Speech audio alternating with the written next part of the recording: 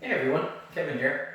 Unboxing videos usually aren't my thing, but we kind of make an exception for something like this.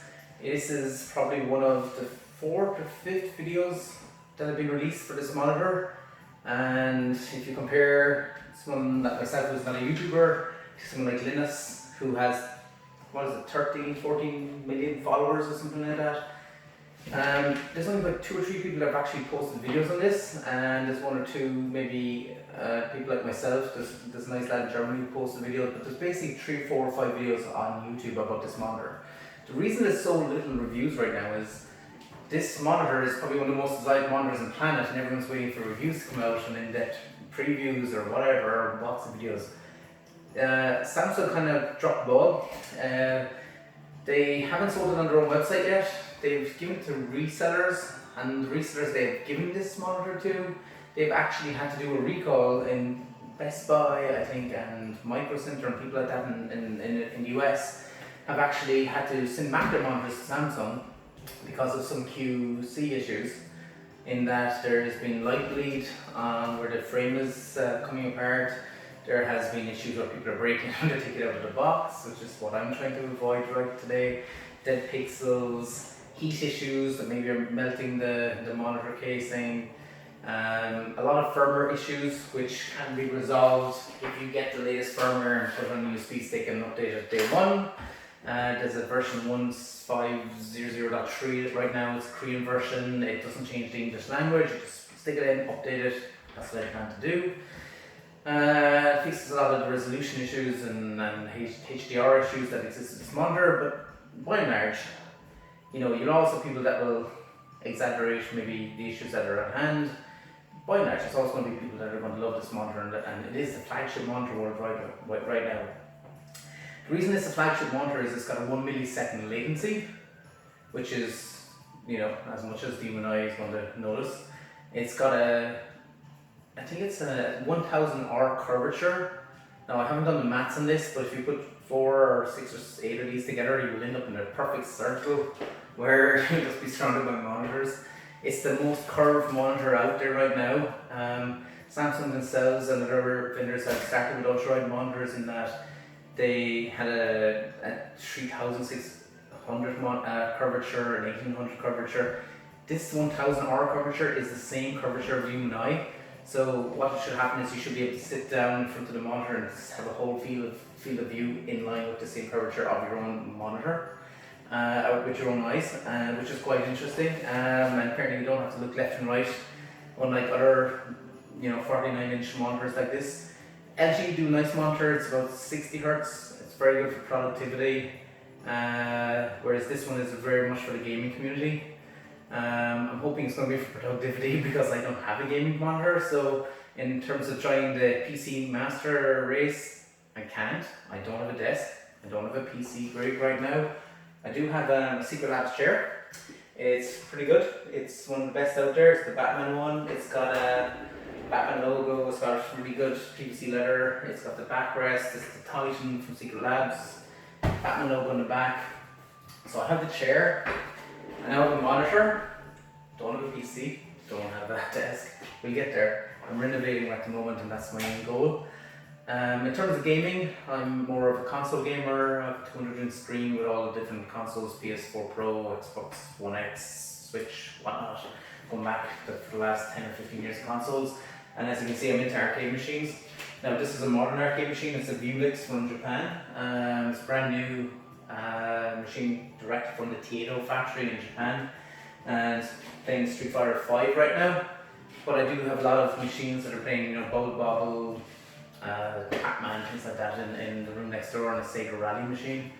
So they're very much 8-bit, 16-bit, 32-bit, really old school from the 80s and 90s. So for me with this monitor, I'm hoping to maybe set it up on my Logitech racing wheel, where it'll wrap around. And instead of having 3 monitors, you got 1 monitor giving you a whole field of view. So that's my goal for this, is maybe gaming for racing, Forza or Ford Horizons with Gamer Pass or something, along with productivity for my daily job in IT, which is fun right now because it's COVID time and work from home, and it's been I don't know how long it's been, 5-6 months where we're working from home right now, and it's going to go on probably for the rest of the year. So I've done the basics of unboxing this right now. I've just opened it up and taken out the parts. What you get is you get a monitor stand. It's got no foam at the bottom, so it's kind of just a smooth finish. So I'm not sure how that will slide along, you know, one of our gaming tables or a countertop would scratch it. It comes with a back stand, which clips on, clips off for cable management. It comes with something that's going to glow with RGB lighting later on. The 4 screws are on the back of the mounting stand, so all we need is this. And it comes with an instruction kit. Now, I think a lot of the defects that we're seeing with Samsung is due to shipping. I think it's the way people lift this heavy monitor out on their own without help. But even if you have help, you shouldn't be touching the tin bezels. Think of a flat screen ultra-wide monitor where you lift it out. You know, a flat screen is pretty flat, it's pretty easy to kind of grab hold of it. A curved one is going to be like, you might dig your fingers into the screen, cause damage to the screen itself, pixels, maybe the reason for the bezels having problems. So what I'm going to do now, and what I've already done, is this comes with 2 power cables. It comes with an EU power cable, and it comes with a UK and Ireland power cable, and it comes with a DisplayPort 1.4, which is critical if you want to get up to that kind of hertz ratio. It's a 1 millisecond panel, 240 hertz. It's got HDR. One thing that this panel has more than anything else, even its own G7 variant, the G9 actually has 1000 nits or 1000 HDR, so it can get really bright and support HDR. Unfortunately, Windows is quite lacking when it comes to HDR. Hopefully Microsoft come and fix that. The stand itself comes with 4 screws. So what we're going to do is, I won't be able to turn the monitor straight away for you, but stick it in. There's a little slat that you're going to put it into, and there's just 4 screws that need to be screwed into the base of the monitor. Now, I know this is quite boring in an unboxing video, but I think where a lot of people are getting their monitors damaged is they lift it out, they get this monitor home, they get quite excited, they decide to possibly pull out the monitor and din it, point the stand, and the difference is they're grabbing onto the screen. So if you can actually put on the stand beforehand, it's just 4 separate screws. It should only take 2 or 3 minutes to put on. The beauty of doing it this way is I can now balance all the weight on this center console.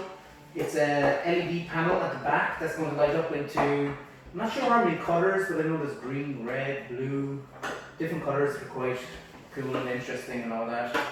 But I'm pretty much finished attaching this monitor stand right now. I just have to tighten the screws. And I'm hoping that this is going to be a much more stable and safe way, because I think a lot of the people that are having these defects, it's on day one they're getting those defects. So what I've done is I have applied the monitor stand. Probably should have done this part before I actually put it on the stand itself, but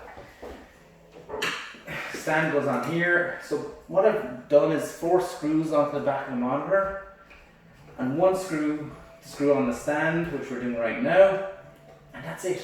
It's as simple as that. I see a lot of people on the forums on Reddit and Overclockers UK, they get really worked up about, you know, how do I prepare and unbox this type of monitor. And it isn't that hard. It's just, I suppose, when you haven't done it before and you're spending 1,500 euros, or I think it's $1,700 on a monitor, it can be quite, you know, daunting. So the one thing I've done here is I've already pre-done the cables. So there's a power cable, and I'm actually not even sure how this one happens. I think it comes in like this. I haven't done it yet myself. You bring it out the back of the monitor. You get your audio cable, and I bring it out the back of the monitor. I just slide out myself. This is my cable that came with the box for the DisplayPort 1.4. I have my HDMI cable, and it comes out the back. There's also a DVI that's going to a mini DVI port, so I'm going to use that for my Surface 4. And that comes out the back of this. And The last one is there's a USB-C cable, maybe to charge my phone or attach my phone, and there's also a printer cable, I think, but it could be a fast port cable. I'm not sure exactly what it is. One thing I don't like about this monitor is it has no USB-C, which is really annoying, because that can be quite useful if you want to maybe not have a dock set up. It does have something for holding your headset. So bring all of these together, stick them up the bottom. I'm going to stick on this white bit now. If I can do it while I'm on this. Give me a second here now, and I'll just put this one on. So here's the most scary part of doing the whole monitor. What I've done is I have put all the cables running out the back. I have attached on the stand, I have screwed on the stand, I have lifting it out is a two-man job, so this is not going to be graceful, so let's just see how this one goes. I think the best thing I can do is attempt to, this is probably a three-man job if I'm going to be brutally honest, trying to maybe turn the monitor down like this, so you finally get an actual view of the monitor. Okay. So here's the monitor itself. The stand is just come a little bit loose, so I need to just attach that back on. It's a matter of getting it out of the box on your own. So turning it like this allows me to lift it out. I have no idea what the weight is going to be like. This is where it goes horribly wrong or horribly right. It is not too bad. I just need to find a place to put it. So I'm going to lift it around. And hopefully drop the box. So here's the monitor. You have seen it before I have seen it. I am yet to see this monitor. Oh my god. That's a curved monitor. So taking off the back, it can be done as a one-man job apparently. Not too shabby. Yeah, I don't know how to feel about this. This is quite the curve to see in person. I don't know, have I seen many curved monitors? I know I've had curved watches like from Samsung in the past, and they can be quite extreme. But yeah, I think the curve is probably overstated in the videos. At first glance, it's a wow factor that is very curved, but I feel like if you're sitting in front of it, it's just going to feel like it's wrapping around very naturally. I suppose the next thing to do is try and get a source on this. Before I do that, what I'm going to do is I'm going to just turn the monitor around and let's give you a look from the back. So you can see what this baby looks like as if you're part of a Star Trek movie. Yeah, it's pretty cool. You got a little Samsung, they really took a chance on this monitor, and yeah. Whew. I have never seen anything of the likes. It is pretty overwhelming to see the curvature of this. I actually ordered two of these, and I've been joking with myself, should I pair them up together and have two of them? I can't see how that's possible. This thing is just huge. So I suppose next thing I'll do is go to unpack this further and attach it to a video source. Back in 2 seconds. So here she is, all powered up. Not without its difficulties. There was a few hiccups, I'll get to them in a second. But as you can see, it's got a very futuristic look. It's got white cross panel. I don't have the back panel on here underneath yet for the cables. I'll get that later on. I must update the firmware with this USB stick. But you see here it is pretty cool. I think the green one's my favourite at this stage. But it's got a really nice LED panel. Now the thing is, most monitors are up against the wall. But if you're one of those people with a nice desk in the middle of a room, it looks pretty cool when people walk into the room and you see something as wide as this with these lovely kind of aliens or Star Wars, Star Trek kind of lines going across the back. We're getting static here. This is for your headphones, so you can store your headphones on this. I think it's going to stay up. Comes down here, you got your power, USB, audio, display port, HDMI, USB, and here's another USB, and there's a printer cable as well. But yeah, pretty cool, especially with screen. I like that. What I've hooked up here is the Surface Pro 4, and one of the things the videos never showed was, could such a crappy laptop power a monitor like this? And it turns out, yeah, it is. It's pretty wow. I'm going to turn around here and hit pause in the video, and I've hooked it up to a Switch as well. Again, I thought the Switch would look terrible. It's the weakest of the consoles, but no, it's actually quite good. So give me a second and I'll turn this around and give you. So what we have here is the frontal monitor. You can see it's got a really nice curve to it. I'm hooking up to a 2016 Surface Pro 4 that I picked up in New York. We traveled to New York with one of my best friends. We did the New York Marathon, one of the best experiences of my life. Picked up the Surface Pro 4 thinking it would be future proof. Turns out it is not. The resolution that it does right now with this monitor is quite, I wouldn't say it's up to the monitor's specifications. I think it's the max I can get it up to right now is 3840 by 1080, so it's not pushing the screen at all. I'm going to have to go out and shop tomorrow, I think. But at the same time, you can come in and do a test against maybe a 4K video that is running at 4K and see what this looks like. To bring together a group of remarkable people. To see if we could become something more. So when they needed us, we could fight the battles that they never could.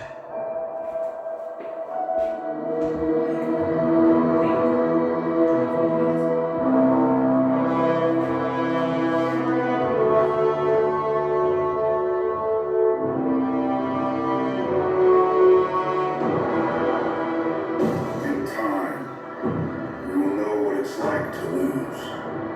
To feel so desperately that you're right, and to fail all the same.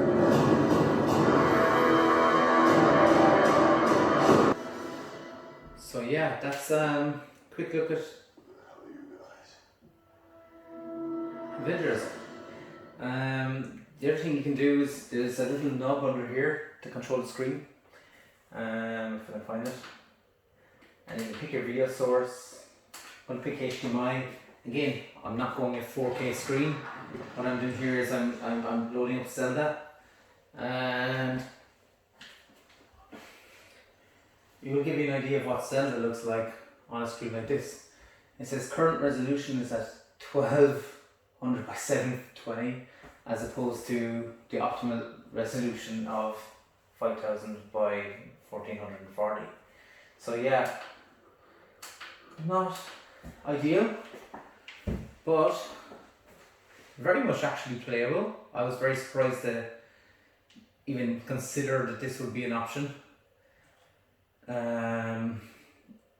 I play on a quite large screen usually, and yeah, it could look stretched, but I would be more than happy to be playing on this. Obviously, I think buying a screen like this is more for buying something future-proofed for the future. And by the future, I mean the PS5, the Xbox Series X. There's a good chance that they will be optimized for this type of resolution. So all in all, not bad. Yeah, that's it. So for anyone who's buying the screen and they don't have the hardware to really cope with what it can do, it's still usable, and it's in time. Like I said, it's all about buying and upgrading to the latest hardware as a C-suite. So thanks everyone, and hopefully this was informative for anyone looking for the screen.